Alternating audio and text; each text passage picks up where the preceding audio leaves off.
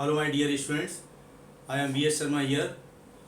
I am running already my one series of English grammar, basics of English grammar. I had an idea to help 9th and 10th students of all the boards, CBSE, UP board and other boards in grammar especially. So today I am commencing my second series of English grammar, particularly for 9th and 10th of all boards. I hope you will be benefited from these chapters and I will continue with you. Please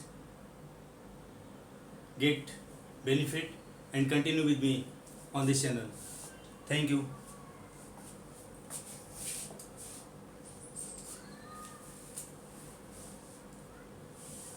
Determiners, निर्धारक शब्द. Determiner, a word that comes before a noun to show how the noun is used. आपके 9th में 10th में जो grammar के parts हैं वो सब मुझे कवर करने हैं और उनमें से मैंने पहला चैप्टर लिया हुआ है डिटरमिनर. डिटरमिनर में ये आते हैं और डिटरमिनर होता क्या है वो यहाँ पर बताया जा रहा है कि जो नाउन के पहले एक वर्ड आता है ये दिखाने के लिए कि नाउन कैसे यूज किया जा रहा है. How the noun is use. Noun क्या होता है वो मैंने अपने बेसिक्स ऑफ इंग्लिश ग्रामर में पढ़ाया हुआ है, वो मेरे वीडियो देख लें, उसमें क्लियर हो जाएगा नाउन और नाउन के टाइप्स. यहाँ पर नाउन कैसे प्रयोग होता है ये बताने के लिए डिटरमिनर प्रयोग किया जाता है. जैसे कि हर, most, those, their, all these are determiners. List of determiners. Determiners 4 प्रकार के हैं. Articles a an the. Demonstrative pronouns, संकेतवाचक सर्वनाम this that these those. Possessives, संबंधवाचक सर्वनाम my, our, your, his, her, its, their. फिर इंडेफिनिट प्रोनाउन. इंडेफिनिट अनिश्चय, अनिश्चयवाचक सर्वनाम some, any, much, many, few, a few, the few. All these are determiners. One by one I will explain you all the determiners, all the demonstrative, possessives, indefinite pronouns, all the things. First of all I am explaining articles. Articles क्या होता है. Article English में किसी लेख को भी कहते हैं, आर्टिकल किसी वस्तु को भी कहते हैं. और here in this grammar article is the word to decide noun, to specialize noun. किसी नाउन की विशेषता बताएं, स्पेशल बताएं, डेफिनेट करें किसी नाउन के बारे में, तो उस आर्टिकल के प्रयोग किए जाते हैं. और आर्टिकल जो यहाँ बताया ए एन दी 3 आर्टिकल होते हैं. इंडेफिनिट आर्टिकल ए और एन और डेफिनेट आर्टिकल द. आर्टिकल 2 प्रकार के हो गए, अनिश्चित और निश्चित. अनिश्चित में ए और एन इंडेफिनिट आर्टिकल और निश्चित में डेफिनेट आर्टिकल. अब हम आपको आज indefinite article a an the के बारे में डिस्कस करेंगे. ए और an weakened form of one. ये वन की वीकेंड फॉर्म होती है. वन की जगह पर ए एन का प्रयोग हो जाता है. इंग्लिश ग्रामर में वीकेंड फॉर्म स्ट्रॉन्ग फॉर्म होती है. It is indefinite because it does not refer to any particular person और थिंग. ये इंडेफिनिट होता है क्योंकि किसी भी पर्टिकुलर पर्सन या थिंग को ये डिफाइन नहीं करता, इंडिकेट नहीं करता. कोई भी पर्सन या थिंग स्पेसिफिकली डिफाइन नहीं किया गया होता है. एग्जाम्पल है आई सा a boy in the ground. मैंने ग्राउंड में एक बच्चे को देखा. तो ये जो बच्चा है एक जनरल बच्चा है, डिफिनिट है, एनी बॉय है, कोई भी है, इसलिए यहाँ पर ए लगा हुआ है. He said he would have an orange. उसने कहा मैं एक संतरा लूँगा. तो ये एनी ऑरेंज है, कोई भी orange, general, not definite. Definite नहीं है वो. The definite article the, weekend form of that. The भी दैट की वीकेंड फॉर्म होती है, मीन्स दैट की जगह पे द का प्रयोग हो जाता है और वो ग्रामर की दृष्टि से वीकेंड फॉर्म होती है। It is called definite because it is use to refer to a particular or definite person और थिंग। ये डिफिनिट इसलिए कहलाता है क्योंकि ये किसी पर्टिकुलर पर्सन या डिफिनिट पर्सन के लिए प्रयोग किया जाता है, उसको इंडिकेट करता है, उसको रिफ़र करता है। किसी भी विशिष्ट व्यक्ति, किसी विशिष्ट वस्तु के लिए बताया जाएगा, इंडिकेट किया जाएगा, तब वहाँ पर डिफिनिट आर्टिकल द का प्रयोग किया जाता है। एग्जाम्पल है the monitor went to call the teacher. Monitor अध्यापक को बुलाने गया। अब मॉनिटर भी किसी क्लास का वो पर्टिकुलर है, विशिष्ट है, टीचर भी किसी क्लास का डिफिनिट है, तो डिफिनिट है, पर्टिकुलर है, दोनों ही, इसलिए दोनों ही the monitor the teacher the को लिए हुए हैं। मॉनिटर और टीचर से पहले द लगा हुआ है definite article. Note an article A and the, इनमें से कोई सा भी is used before A countable singular noun. कोई भी काउंटेबल होगा, गिना जाने योग्य होगा और सिंगुलर नाउन होगा, उससे पहले लगाएंगे इनमें से कोई सा भी। एग्जाम्पल है अ हेन लेड एन एग। एक मुर्गी ने एक अंडा दिया, तो मुर्गी से पहले ए आ गया, काउंटेबल है, सिंगुलर है। एग काउंटेबल है, गिना जाने योग्य है, सिंगुलर है। एज पर रूल एग से पहले एन आ गया, हेन से पहले ए आ गया। ऐसे ही an elephant killed a boy. एक हाथी ने एक बच्चे को मार दिया, तो एलिफेंट भी काउंटेबल है, सिंगुलर है, एक वचन है, गिना जाने योग्य है, एन आ गया। और बॉय भी गिना जाने योग्य है, सिंगुलर है, इसलिए ए आ गया। बॉय से पहले ए, एलिफेंट से पहले एन। कहाँ पर ए एन दी आएगा, ये we will discuss later on. The baby is playing in the garden. बच्चा बगीचे में खेल रहा है, तो यहाँ पर बच्चा भी और बगीचा भी पर्टिकुलर बनाया गया है, डिफिनिट किया गया है, इसलिए इनसे पहले द आ गया, गार्डन से पहले भी और बेबी से पहले भी। ए और एन इंडेफिनिट आर्टिकल, अनिश्चयवाचक जो निर्धारक हैं उनके बारे में हम डिस्कस करते हैं। ए और एन के बारे में जानने से पहले मैं आपको अट्रैक्ट करना चाहूँगा कि वॉवेल्स ऑफ इंग्लिश, ये देखिए ए ई आई ओ यू 5 लेटर्स होते हैं, you know very well. Consonant of English, in 5 letters को छोड़ करके जो 21 लेटर बनते हैं वो सब कॉन्सोनेंट में आते हैं। ये भी जानने होंगे आपको इंग्लिश के, ये होते हैं। साथ में हिंदी के स्वर और व्यंजन जानना बहुत आवश्यक है। यहाँ पर हमने हिंदी के स्वर और व्यंजन लिख दिए हैं, जानते होंगे आप, एक बार रिवीजन हो जाएगा। हिंदी के स्वर अ ई उ ऋ ऋ ए ओ औ, ये 11 होते हैं। और इसके अलावा जो क ख ग से शुरू होकर के आगे तक जो जाते हैं, ये 33 व्यंजन होते हैं।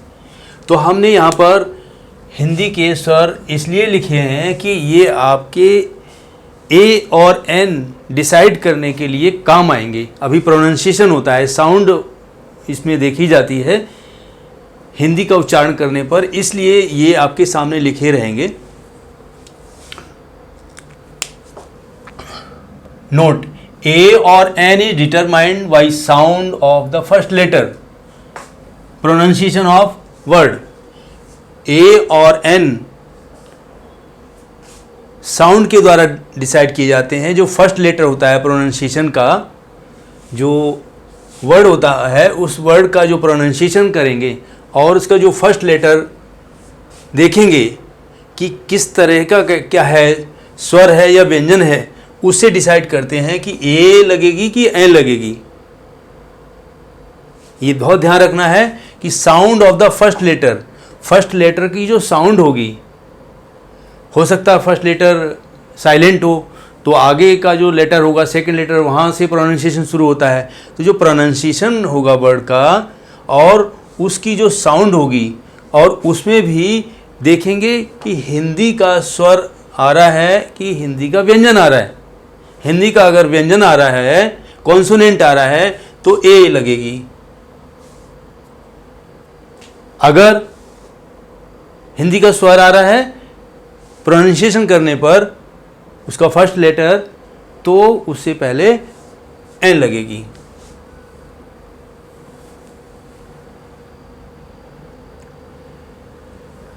ए is used before words beginning with a consonant sound. अब ए कहाँ पर लगेगी? जो वर्ड कॉन्सोनेंट साउंड से शुरू हो रहे हैं, व्यंजन की आवाज दे रहे हैं। दीज इंक्लूड, इनमें क्या क्या आता है? अब ए कहाँ कहाँ पर आता है ये अभी हम पढ़ रहे हैं। A consonant with consonant sound.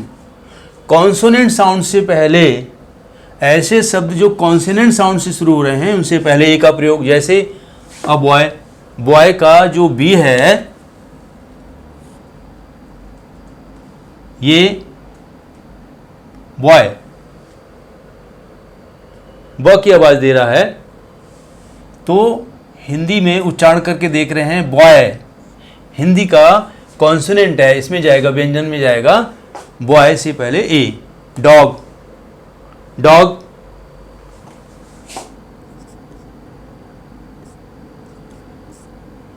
जो डा है, डा हिंदी का व्यंजन है, हिंदी का कॉन्सोनेंट है, तो डॉग से पहले ए आ गया। इसका पहला उच्चारण करके देखेंगे, इसका प्रोनाउंसिएशन, इसकी साउंड क्या दे रही है? इसकी साउंड कॉन्सोनेंट दे रही है। हिंदी का कॉन्सोनेंट देखेंगे, हिंदी का व्यंजन है, इसमें कि इनमें से आ जाएगा बॉय भी, डॉग भी, बा और डा, तो उससे पहले ए का प्रयोग। B vowels with consonant sound. कुछ ऐसे वॉवेल्स भी होते हैं भले ही इनसे शुरू हुआ है, कुछ ऐसे वॉवेल्स होते हैं जो कॉन्सोनेंट साउंड देते हैं। फिर से ध्यान से सुनो, हमको इंग्लिश के वर्ड का प्रोनाउंसिएशन करना है और इंग्लिश के वर्ड का प्रोनाउंसिएशन करने पर उसका जो पहला लेटर देखेंगे कि वो हिंदी का व्यंजन है या हिंदी का स्वर है। हिंदी में उसको देखें तो ऐसे ही यहाँ पे दिया जा रहा है कि कुछ वॉवेल्स होंगे लेकिन कॉन्सोनेंट की साउंड दे रहे होंगे। अब कौन कौन से? Words which begin with Y. कुछ वर्ड्स ऐसे हैं जो वाई से शुरू हो रहे हैं, कुछ वर्ड्स ऐसे हैं जो वाई से शुरू हो रहे हैं और वाई या, तो उससे पहले क्या लगेगा?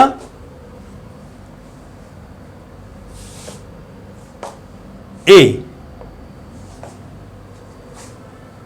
Words which begin with Y, मतलब भले ही जैसे यहां पर यह है EWE, यू, मादा भीड़। अब ये EWE का अगर पहला लेटर देखेंगे, भले ही ये इंग्लिश का वॉवेल है, इंग्लिश का स्वर है भले ही, लेकिन इसका जो प्रोनाउंसिएशन करेंगे ये है प्रोनाउंसिएशन यू। अब यू कहाँ जाएगा? व्यंजन हिंदी का इनमें से जाएगा या, तो इसके आधार पे यहाँ ए लगी हुई है ना कि एन लगेगी। हिंदी का उच्चारण देखेंगे वो या से हो रहा है, तो वही यहाँ बताया जा रहा है कि वर्ड्स विच बिगिन बाई या की आवाज़ से जो वर्ड शुरू हो रहे होंगे और वॉवेल होंगे उनमें, शुरू में वॉवेल होंगे लेकिन कॉन्सोनेंट की आवाज़ दे रहे होंगे।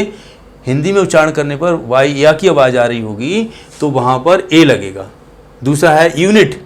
यूनिट में भी आप देखेंगे यू जो है भले ही इन वॉवेल्स में से है लेकिन इनका जो प्रोनाउंसिएशन करेंगे हिंदी में ये यू आ रहा है, यूनिट, इकाई। तो वॉवेल साउंड ऐसा है जो कॉन्सोनेंट की वॉवेल, यहाँ पर जो लेटर आया हुआ है जो कॉन्सोनेंट की आवाज़ दे रहा है, हिंदी का उच्चारण करने पर या की आवाज़ दे रहा है। प्रोनाउंसिएशन देखेंगे तो इससे पहले ए। ये सभी एग्जाम्पल ऐसे ही हैं। इनमें आप देखेंगे कि यूनिवर्सिटी में यू से शुरू हो रहा है लेकिन यूनिवर्सिटी का हिंदी प्रोनाउंसिएशन करेंगे तो या बनेगा, इसलिए ए आ गया। ये इसके अंतर्गत आ रहा है वर्ड्स विच बिगिन विद य, वाई। ऐसे वर्ड्स वॉवेल वाले, वॉवेल से शुरू होने वाले ऐसे वर्ड जो कॉन्सोनेंट की आवाज़ दें, वाई या की आवाज़ दें, जैसे यूनिवर्सिटी या आ गया, ए लगेगा। यूनियन, यूनियन को हिंदी में लिखेंगे या, ए आ गया। यूरोपियन, यूरोप, या से शुरू होगा, ए। यूनिफॉर्म, यूनिफॉर्म को हिंदी में लिखेंगे या आएगा। यहाँ पे या व्यंजन इनमें से है इसलिए ए, ना कि एन। एन यूनिफॉर्म गलत है। यूलॉजी प्रशंसा गीत होता है, ई से शुरू हो रहा है, भले ही ये वॉवेल है इंग्लिश का, लेकिन हम इसका जो प्रोनाउंसिएशन करेंगे तो ये वॉवेल ऐसा है, कॉन्सोनेंट साउंड दे रहा है, वाई दे रहा है यहाँ पे। ये vowel with consonant sound, words which begin with Y, इसकी प्रोनाउंसिएशन हिंदी में करेंगे तो यूलॉजी, ये जो यू है इसको हम देखेंगे इसके आधार पर ए आया है, ना कि एन। इसको एक बार फिर से देख लें कि माइंड में रहे। ये इंग्लिश के लिए 5 लेटर हैं वॉवेल, बाकी यहाँ पे हमने हिंदी के वॉवेल लिखे हुए हैं। हमें हिंदी के वॉवेल को देखना है प्रोनाउंसिएशन करते समय। इसमें तो क्लियर हो गया, कॉन्सोनेंट विद कॉन्सोनेंट साउंड, ऐसे वर्ड जिनमें कॉन्सोनेंट से शुरू हो रहा है, कॉन्सोनेंट की आवाज़ दे रहे हैं, वहाँ तो ए लगेगा, क्लियर हो गया। आपको ये देखना होगा मेनली यहाँ से। अब बी पार्ट जो है कि ऐसे वॉवेल्स जो कॉन्सोनेंट साउंड दें, इसको देखना होगा। उनका वर्ड जो है भले ही वॉवेल से शुरू हो रहा होगा और प्रोनाउंसिएशन करेंगे तो वाई की आवाज़ आ रही है, हिंदी का उच्चारण करेंगे तो या की आवाज़ आ रही है। ऐसी साउंड देने वालों को ए का साथ देते हैं, ए का प्रयोग होगा। यू, यहाँ या, ए, ऐसे ही सब में या यू का प्रयोग होगा शुरू में प्रोनाउंसिएशन में, इसलिए ए का प्रयोग आया है इसमें। Second, words which begin with W sound. अभी हम ये पढ़ा रहे हैं कि ए का प्रयोग कहाँ कहाँ होता है। तो ए का प्रयोग, एक तो ए पार्ट में हमने बता दिया कि जो वर्ड कॉन्सोनेंट से शुरू होते हैं और कॉन्सोनेंट ही साउंड निकल रही है, वहाँ पर ए का प्रयोग हो जाएगा। वो तो कोई प्रॉब्लम है नहीं, वो तो बहुत सीधा सा है कि कॉन्सोनेंट से शुरू हो रहा है कोई वर्ड और उसकी जो प्रोनाउंसिएशन है हिंदी में करने पर वो भी कॉन्सोनेंट से, हिंदी के व्यंजन से शुरू हो रहा है, तो वहाँ पर तो ए लगेगी। जैसे डॉग बताया था, तो डॉग से पहले ए आ जाएगा क्योंकि इंग्लिश का भी डी है और हिंदी में प्रोनाउंसिएशन करने पर डॉग में ड जो हिंदी का व्यंजन आ रहा है वो आ रहा है। उसके बाद ये बताया था कि कुछ ऐसे इंग्लिश के वॉवेल से शुरू हो रहे हैं शब्द इंग्लिश के और उनका जो प्रोनाउंसिएशन कर रहे हैं हिंदी में तो वो कॉन्सोनेंट की आवाज़ दे रहे हैं। जैसे वाई से शुरू होने वाले हैं जो यू से शुरू होने वाले हैं और वाई की आवाज़ दे रहे हैं, या की आवाज़ आ रही है, उनसे पहले एन नहीं लगेगा, ए लगेगा। भले ही वो यू इंग्लिश के वॉवेल से शुरू हो रहा हो। तो जो यूनिवर्सिटी, यूनियन, ये जो एग्जाम्पल दिए थे हमने, उसका जो हिंदी में प्रोनाउंसिएशन करेंगे तो उससे पहले या आने की आवाज़ आ रही है, यूनिवर्सिटी, यूनियन, यूनिफॉर्म, तो उसमें ए का प्रयोग हो जाएगा। अब उसी क्रम में नेक्स्ट है words which begin with A W sound. अब ऐसे शब्द जिनका प्रोनाउंसिएशन करेंगे इंग्लिश के शब्द होंगे और वो इंग्लिश के शब्द जैसे वन लेग्ड, इंग्लिश के शब्द शुरू तो हो रहे होंगे इंग्लिश के वॉवेल से, लेकिन उनका हिंदी में प्रोनाउंसिएशन करेंगे तो डब्ल्यू साउंड आएगी, वाह की आवाज़ आएगी। वह जो हिंदी का व्यंजन है कॉन्सोनेंट है तो उससे पहले भी ए लगेगा। जैसे ए वन मैन ट्राइब्यूनल, एक व्यक्ति केंद्रित न्यायाधिकरण, एक जज बैठाया जाता है।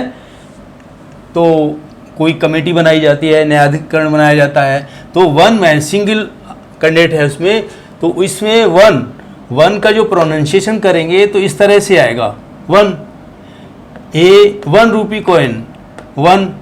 ये जो वाह है हिंदी का कॉन्सोनेंट है, वाह की आवाज़ दे रहा है, डब्लू की आवाज़ दे रहा है, इसलिए यहाँ पर ए आया हुआ है। भले ही वन में ओ है, भले ही वन में ओ है, इंग्लिश का वावेल है, लेकिन इसकी जो प्रोनाउंसिएशन हिंदी में कर रहे हैं, हिंदी का कॉन्सोनेंट आ रहा है वाह, डब्लू की साउंड दे रहा है, तो इससे पहले ए का प्रयोग, ए 1 रुपी कॉइन, ए 1 मैन ट्रिब्यूनल, ए 1 लेग्ड मैन, एक टांग का व्यक्ति। तो इस तरह से देखेंगे, सच ए 1। अब ये 1 का जो ओ है, 1 का जो ओ है, इसका जो प्रोनाउंसिएशन करेंगे तो वहाँ से 1 आ रहा है,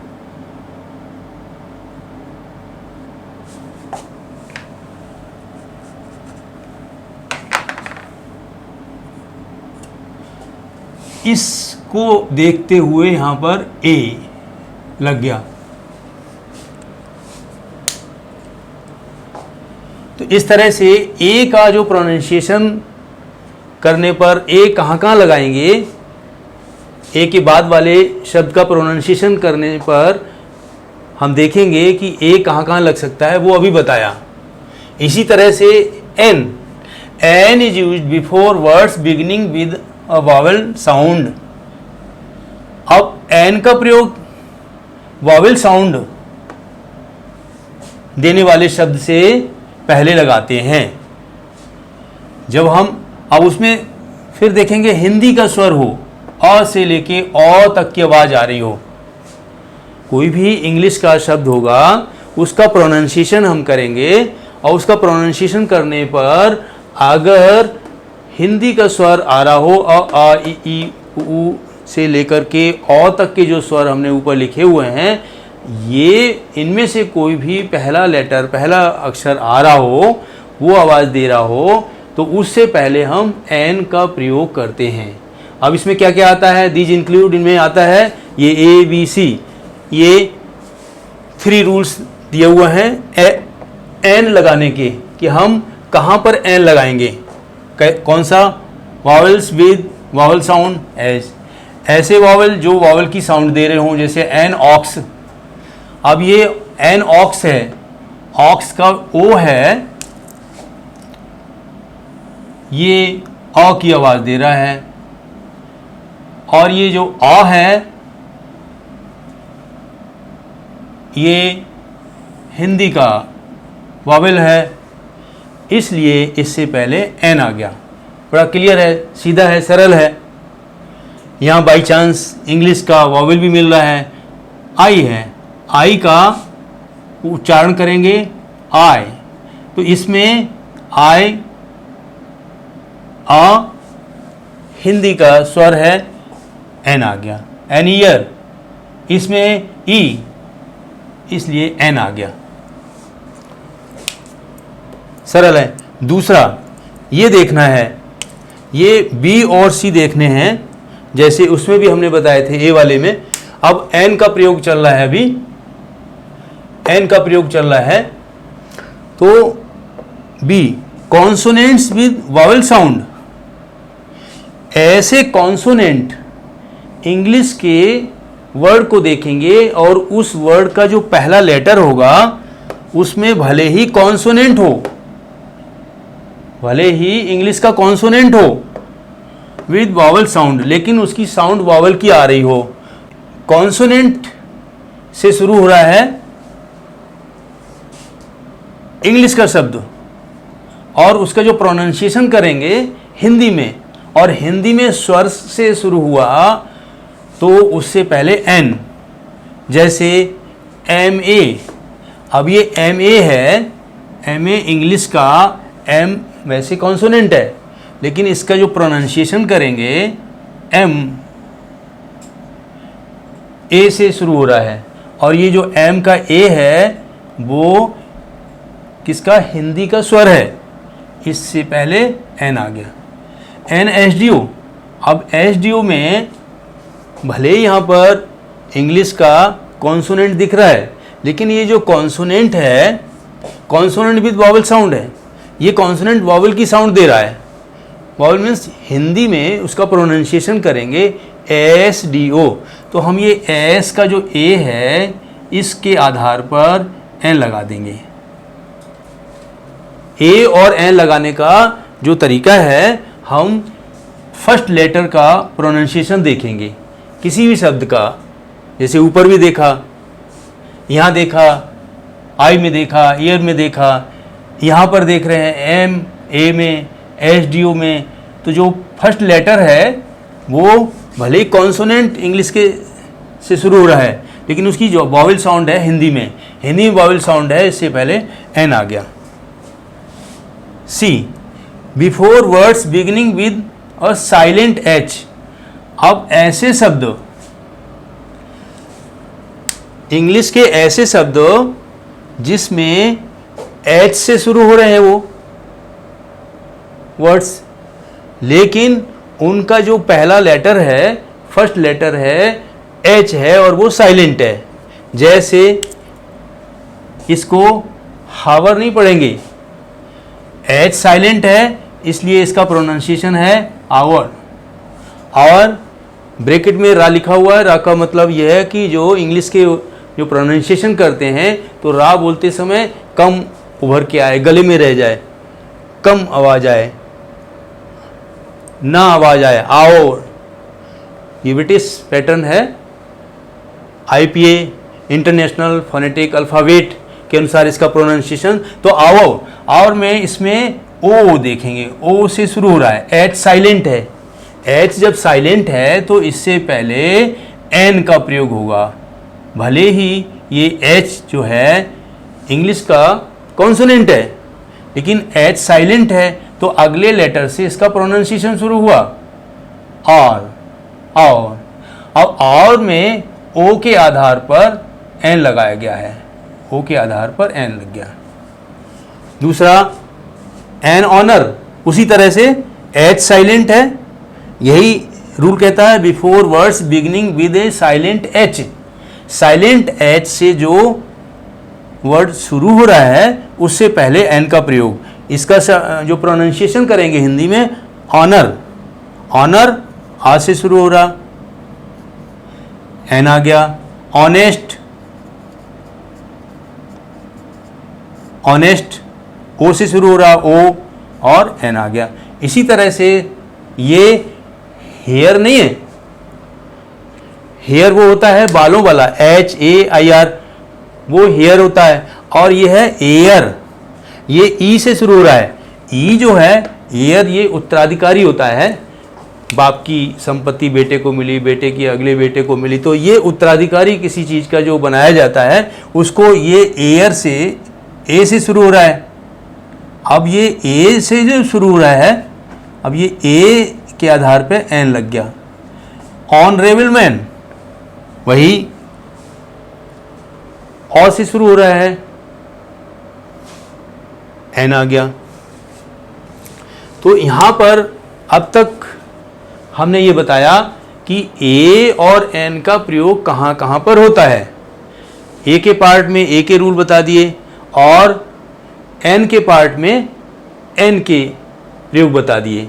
इसके ये एक्सेप्शन भी हैं।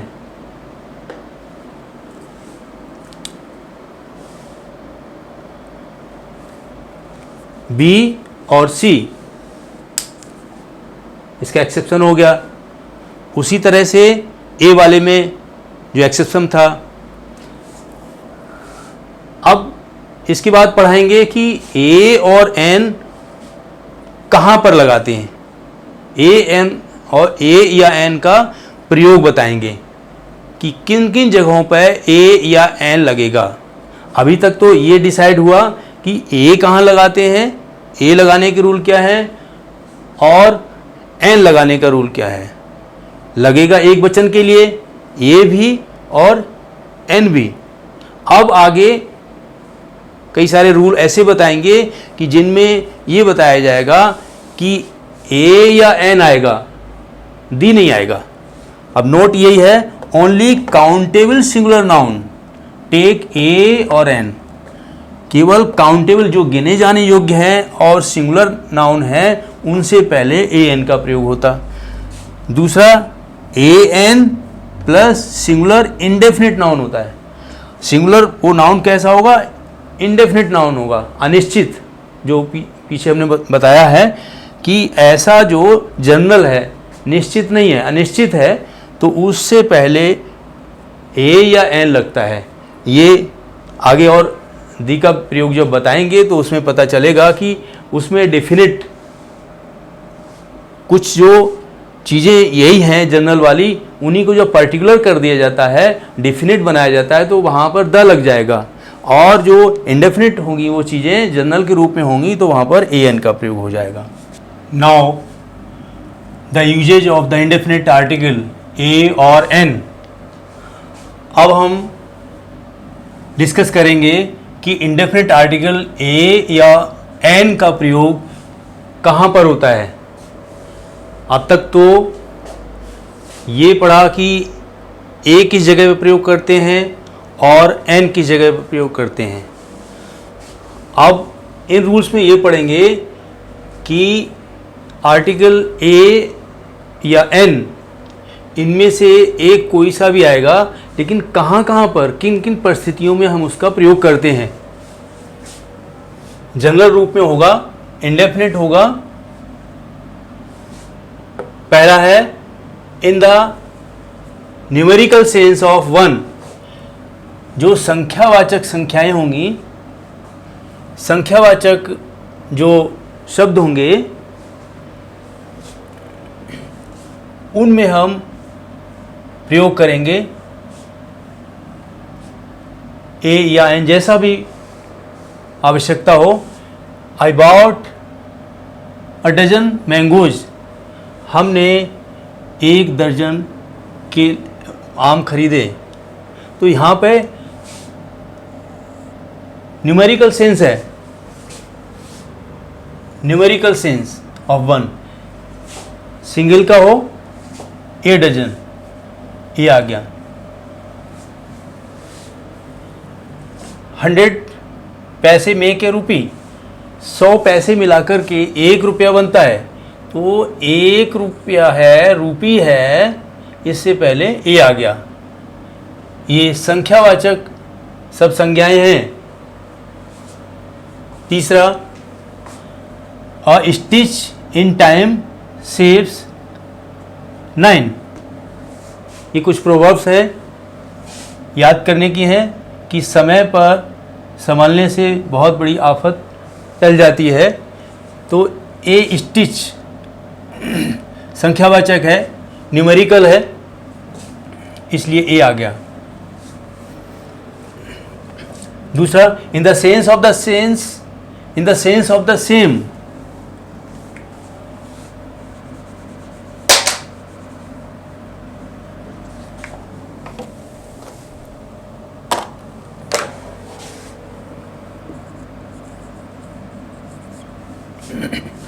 अगर सेम का सेंस हो, यहाँ न्यूमेरिकल सेंस था, यहाँ पर एक जैसा अर्थ निकल रहा हो, as words of a feather flock together.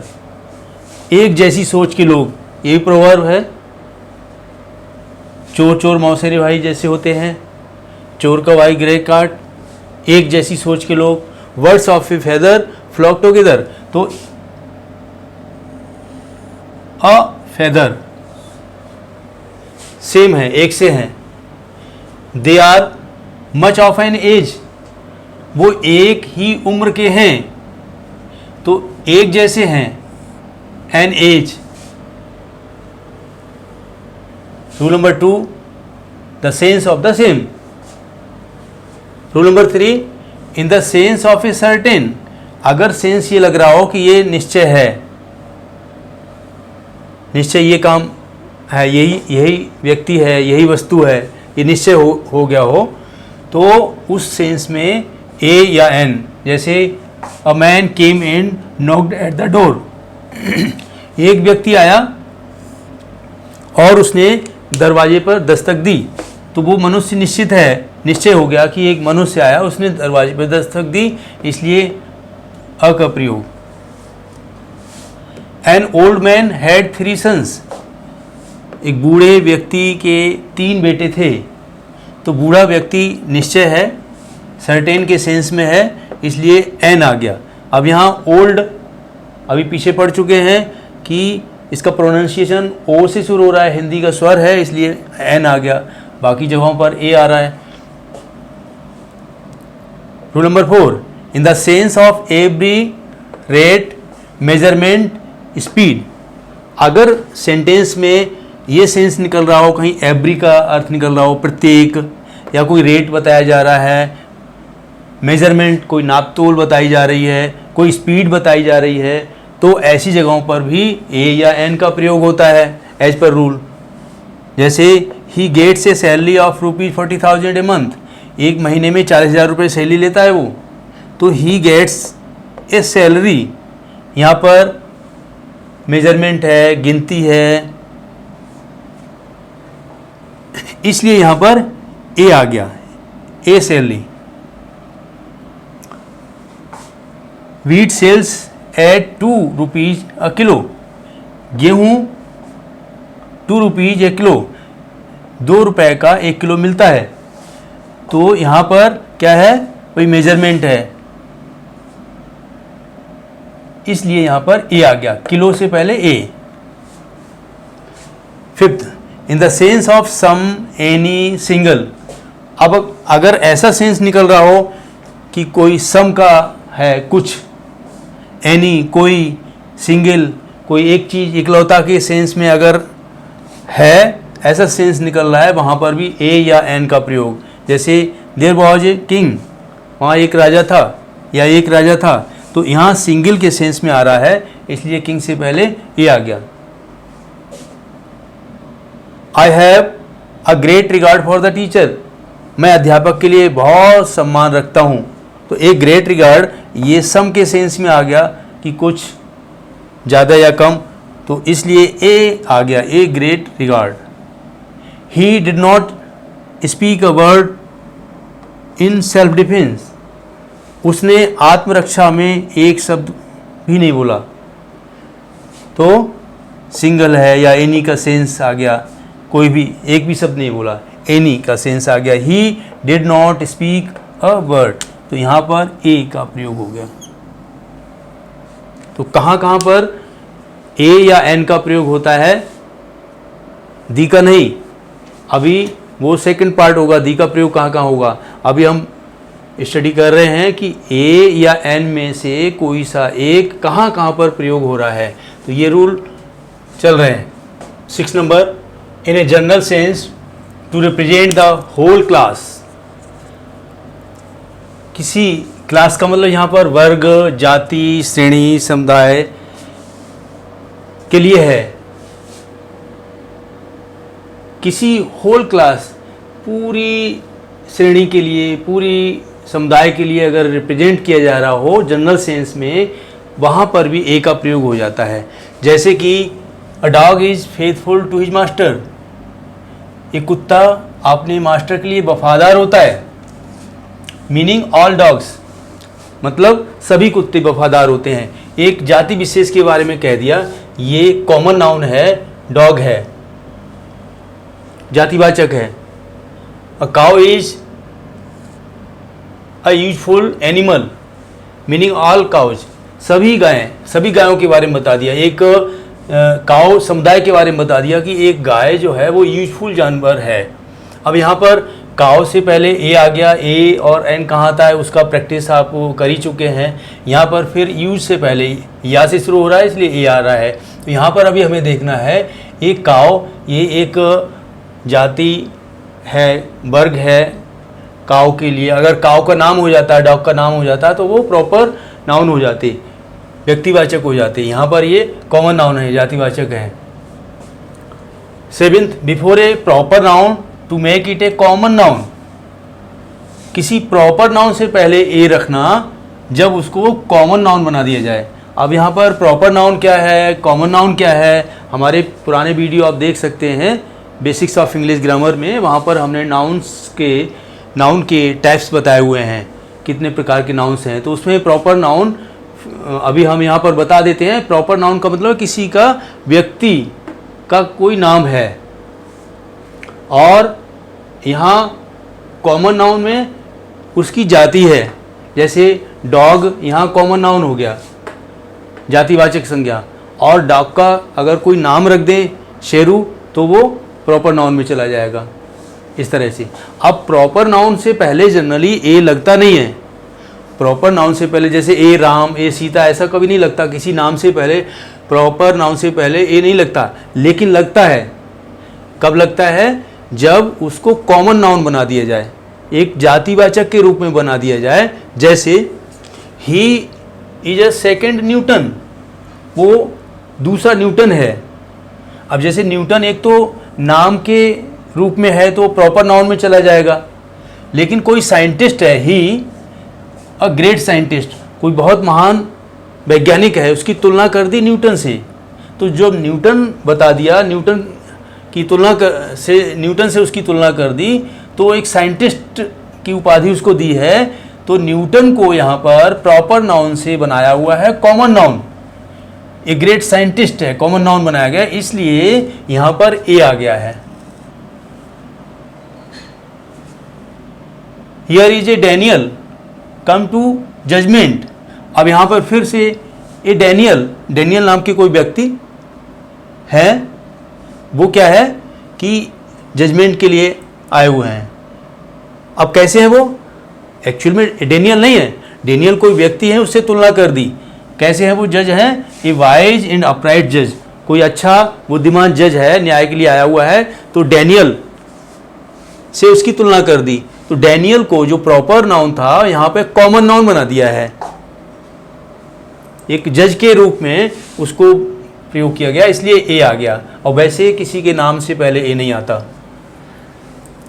Rule number 8, before a proper noun to imply that the person is a stranger to the speaker.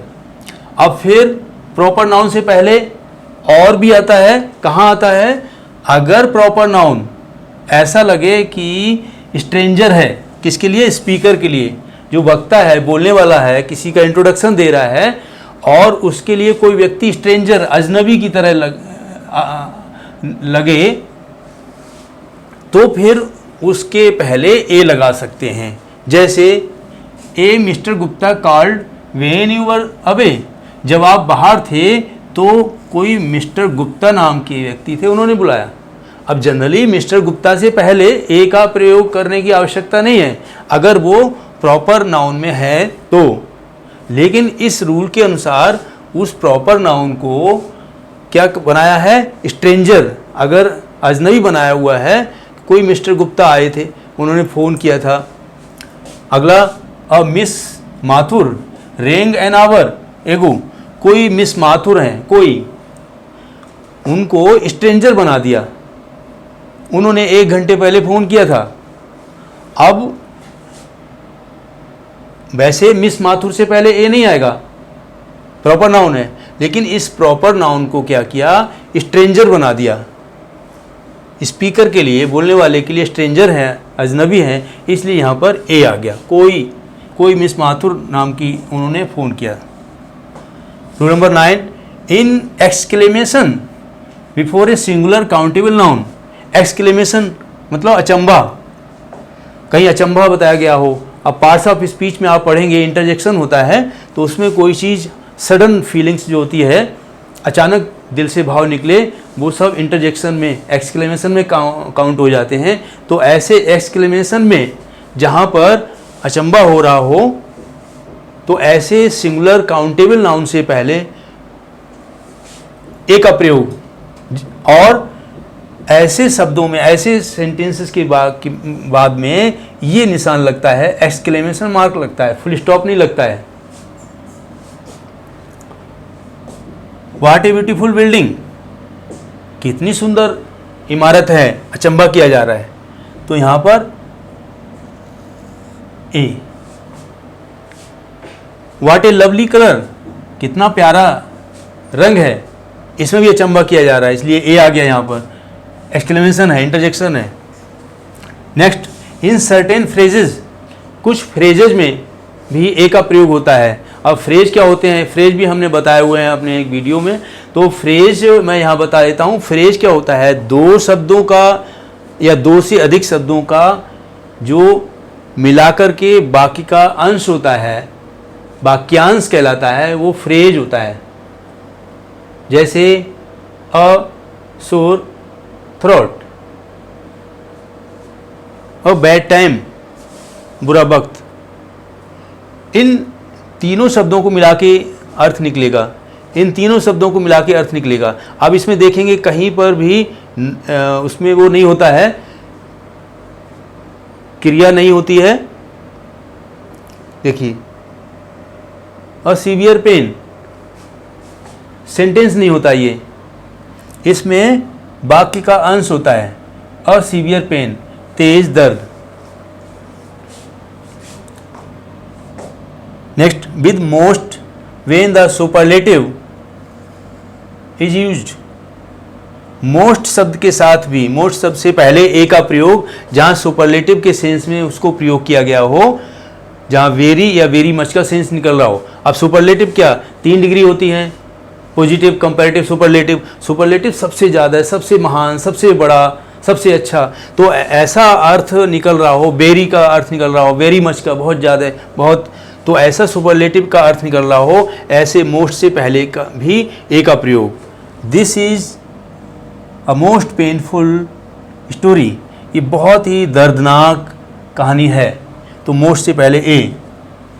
This is a most fantastic dream, fantastic जबरदस्त, विलक्षण, ये तो बहुत जबरदस्त सपना है, तो इससे पहले भी ए, मोस्ट से पहले। Next 12 number, when more nouns or adjectives indicate only one person or thing, then article a or an will be placed before first noun or adjective.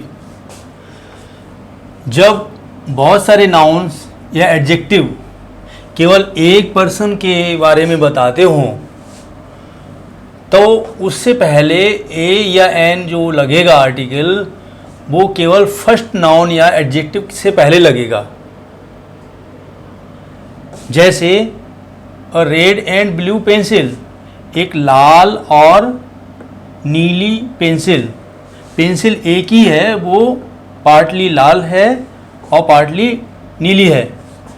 इसके बारे में बताया गया है कि जब बहुत सारे नाउन्स या एडजेक्टिव्स जैसे रेड और ब्लू, एक ही पेंसिल के बारे में बता रहे हैं, इंडिकेट ओनली वन पर्सन और थिंग, केवल जब बहुत सारे नाउन हों या एडजेक्टिव हों, केवल ए पर्सन या एक थिंग के बारे में ही बता रहे हों, तो ये ए या एन है, वो पहले नाउन या एडजेक्टिव से पहले लग जाएगी।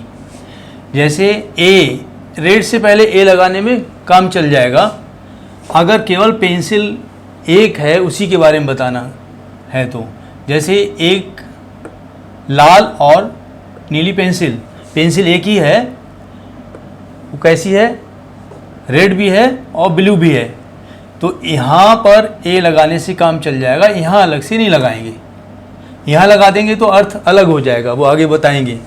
जैसे दूसरा, अ पोएट एंड थिंकर, एक ही व्यक्ति पोएट भी है, कवि भी है, थिंकर भी है, सोचने वाला भी है, विचारक भी है, वो एक ही व्यक्ति है जिसके बारे में बताया जा रहा है, वो पोएट भी है, थिंकर भी है। या वो एक ही पेंसिल है, जैसे वो लाल भी है और नीली भी है। अब इसी का उल्टा, बट इफ़ दोज नाउन्स और एडजेक्टिव्स इंडिकेट सेपरेट पर्सन्स, लेकिन वो सभी नाउन्स या एडजेक्टिव्स अगर अलग अलग व्यक्तियों के बारे में और थिंग्स के बारे में बता रहे हों, then article a an will be placed before every person और थिंग। अलग अलग व्यक्तियों के बारे में बताया जा रहा हो या वस्तुओं के बारे में बताया जा रहा हो, तो जो ए एन आर्टिकल होगा वो प्रत्येक व्यक्ति या वस्तु से पहले लगाया जाएगा। जैसे उन्हीं एग्जाम्पल्स को यहाँ ले रहे हैं कि a red and a blue pencil, अब यहाँ पर दोनों जगह ए लग गया, एक लाल और एक ब्लू पेंसिल, अर्थात यहाँ पे अलग अलग हैं, 2 पेंसिल हो गई, एक लाल पेंसिल हो गई और एक ब्लू पेंसिल हो गई, क्योंकि यहाँ पर ए यहाँ भी लगा दिया, यहाँ भी लगा दिया, और यहाँ पर ए एक ही जगह लगा हुआ था, यहाँ नहीं लगा हुआ था, तो इसका अर्थ अलग निकल रहा था कि एक ही पेंसिल है, लाल भी है ब्लू भी है। यहाँ पर अर्थ बदल गया, एक लाल पेंसिल है और एक ब्लू पेंसिल है। ऐसे ही यहाँ a poet and A thinker, एक कवि और एक विचारक, दोनों अलग अलग हैं, एक कवि है और एक विचारक है, क्योंकि देखो यहाँ दोनों जगह ए अलग अलग लग गया और यहाँ पर एक ही जगह ए लगा हुआ है। ए पोएट एंड थिंकर, इसका मतलब यहाँ पे एक ही व्यक्ति है, ए पोएट एंड थिंकर एक व्यक्ति है। और ए रेड एंड ब्लू पेंसिल एक पेंसिल है।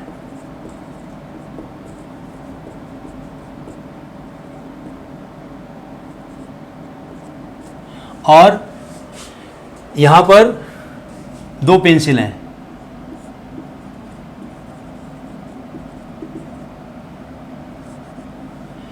यहाँ पर रेड और ब्लू 2 पेंसिल हैं। ऐसे यहाँ पर 2 लोग हैं।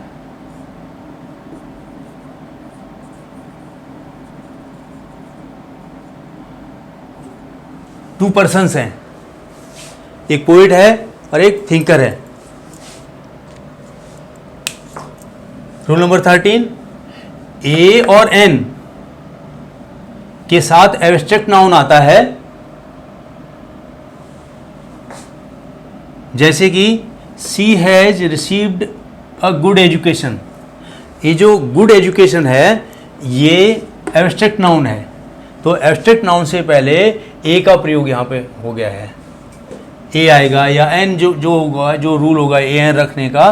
तो यहाँ पर गुड एजुकेशन भाववाचक संज्ञा है। एब्स्ट्रैक्ट नाउन जो चीज़ें जो विचार केवल महसूस किए जा सकते हैं, देखे नहीं जा सकते, दिखाई नहीं देते हैं। गुड एजुकेशन दिखाई नहीं देगी, महसूस की जा सकती है। तो गुड एजुकेशन एक एब्स्ट्रैक्ट नाउन है, तो उस एब्स्ट्रैक्ट नाउन से पहले ए या एन का प्रयोग। अब ए एन का प्रयोग वर्ब के साथ में जब वर्ब नाउन की तरह प्रयोग की गई हो। A an plus verb used as a noun. Verb से पहले ए एन नहीं आता, लेकिन उस वर्ब को नाउन के रूप में प्रयोग किया गया हो तो उससे पहले ए या एन का प्रयोग हो जाएगा। लेकिन ऐसे केस में मेन वर्ब और होगी, जैसे he has gone for a walk, वह घूमने के लिए गया हुआ है। अब ये मेन वर्ब क्या है यहाँ पर, ये गोन है, ये मेन वर्ब है, ये हेल्पिंग वर्ब है।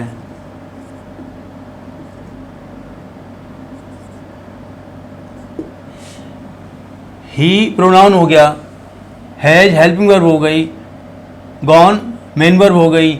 और फॉर ए वॉक, ये वॉक वैसे वर्ब है लेकिन यहाँ वर्ब का काम नहीं करे, यहाँ नाउन के रूप में वर्ब को प्रयोग किया गया है। फॉर प्रीपोजिशन हो गया। तो पूरे सेंटेंस में आप देखेंगे मेन वर्ब और होगी, मेन वर्ब के अलावा वर्ब के रूप में, वर्ब को नाउन के रूप में प्रयोग किया गया है, तब उससे पहले ए का प्रयोग। ये ए या an plus verb use as a noun, कोई वर्ब हो नाउन के रूप में प्रयोग की गई हो, उससे पहले ए एन का प्रयोग। Next, a an plus uncountable noun as countable. A an का प्रयोग तब भी होता है जब अनकाउंटेबल नाउन को काउंटेबल बना दिया जाए। जैसे I had a bad time in Delhi, मेरा दिल्ली में बहुत बुरा समय बीता। तो यहाँ पर बैड टाइम, वैसे तो जो टाइम है केवल टाइम, ये अनकाउंटेबल है, लेकिन इसको यहाँ काउंटेबल बनाया गया है कि एक समय था बहुत बुरा था या अच्छा था, तो वो गिना जा सकता है। तो यहाँ पे बैड टाइम को गिना गया है, गिना जाने योग्य बनाया है, इसलिए ये अनकाउंटेबल नाउन को काउंटेबल के रूप में प्रयोग किया गया है। तो वहाँ पर ए का प्रयोग, I had a bad time in Delhi. 16, ए या एन प्लस एडवर्ब या एडजेक्टिव प्लस नाउन, इस तरह से अगर रखा हुआ हो कि नाउन से पहले एडजेक्टिव आए या एडवर्ब आए तो उससे पहले ए या एन का प्रयोग, जैसे कि this is A red Apple. अब यहाँ पर रेड एडजेक्टिव है, एप्पल नाउन है, एप्पल से पहले एडजेक्टिव लगा हुआ है तो यहाँ पर ए। वैसे दिस इज एन एप्पल हो जाएगा, रेड नहीं होगा तो। अब एप्पल से पहले रेड लगा हुआ है तो रेड के अनुसार ए एन लगेगा, ना कि एप्पल के अनुसार। तो रेड यहाँ पर एडजेक्टिव है और कॉन्सोनेंट से आर से शुरू हो रहा है तो a, this is a red Apple.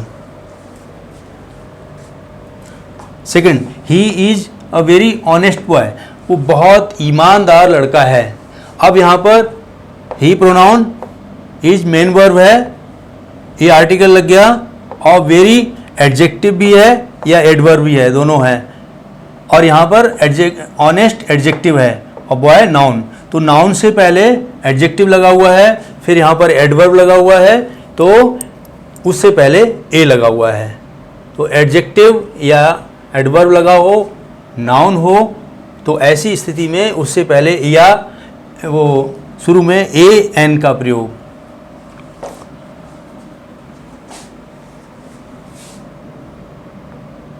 Last one, use A before hotel, historical, humble in modern English. पहले इनका जो उच्चारण करते थे होटल, हिस्टोरिकल, हम्बल करके, तो इसमें एच साइलेंट, लेकिन आजकल इसको होटल, हिस्टोरिकल, हम्बल ऐसे करके यूज होता है, इसलिए ए प्रयोग इसके पहले करना चाहिए। तो यहाँ पर ए एन का जो चैप्टर है फिनिश होता है। एक पार्ट जिसको कहेंगे डेफिनेट आर्टिकल का, ये ख़त्म हुआ। नेक्स्ट वीडियो में I will prepare the part of definite article means the, and that will be provided to you in the next video. Till that, revise please this again and again. Have a nice day. Thanks.